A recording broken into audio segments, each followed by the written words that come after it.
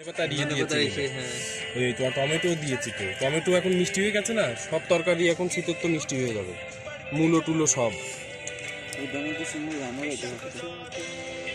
যে এগুলো তো দিয়েছো, এগুলো তো বললাম তো একটু বাঁধতে হতো। হ্যাঁ বান্দালা। এটার মধ্যে কি দিছ? রসুন দিছে। আমার রসুনটা আস্তে দিয়ে আছে তো ডালে। হ্যাঁ হ্যাঁ রসুন ডালি আছে। এই বিভাগে তুমি আমাদের এই যে হারুনকে চিন্তা না, টমেটোগুলো দিয়ে দাও হাতে। হ্যাঁ হ্যাঁ হারুন রশিদ ওই হাতের যা তেল আছে ওই দিয়ে হয়ে যাবে। হারুনের পুষ্পগুলো বিরাট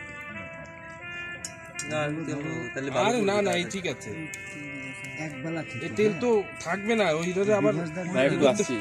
হ্যাঁ হ্যাঁ এই শোনো, তোমার কি বিরক্ত লাগছে নাকি? এদিকে দিন এনে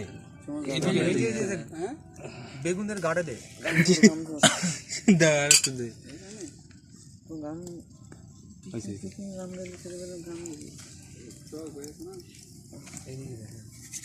এই যে এটা সরে গেল, ওই দেবা না দাদা দাদা, আমি দিয়ে নিয়ে গেছি সব, মানে কাঠি দিয়ে নাড়ানো যাবে না।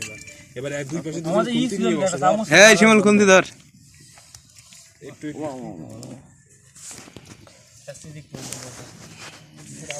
কাজ প্রায় সব আগে হয়ে গেছে। ওই বাসটা বাস ভাঙো প্রত্যেকটা। হ্যাঁ তোমার ঝাঁকাটা কিন্তু একটু বড় হয়েছে এবার, অনেক কিছু কিন্তু যুক্ত হয়েছে এখন ঝাঁকার মধ্যে। দারুন দারুন। আমাদের পিকনিকের ঝাঁকা এটা।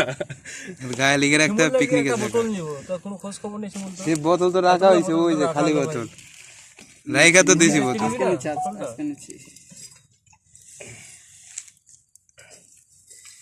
পুত্র ইয়ে ভাঙো, বাস ভাঙো, ওই পাশে ভাঙাই আছে ছোট মনে হয় ছোট আরেকটা করে। আনলে ভালো হতো না দাদা, কম হয়ে গেছে বেগুন। আমি 3টা বেগুনের কথা বলছি। ওরা আমি আধা কেজি বলছিলাম, মনে হয় দুটাই হাফ কেজি হয়েছে মনে হয়। কত কেজি কত বেগুনে? কিন্তু এটা 647 গ্রাম ছিল। ওই তো হাফ কেজি বলছিলাম। আমি জানি 1 কিলো লাগবে, 3টা বেগুন লাগবে। ওইটা দিয়ে এইগুলো বের করে দিতে হবে, আঁশগুলো বের করে দিতে হবে, এত ধরে তো হবে না। হ্যাঁ পুড়ে যাবে। পুড়ে যাবে।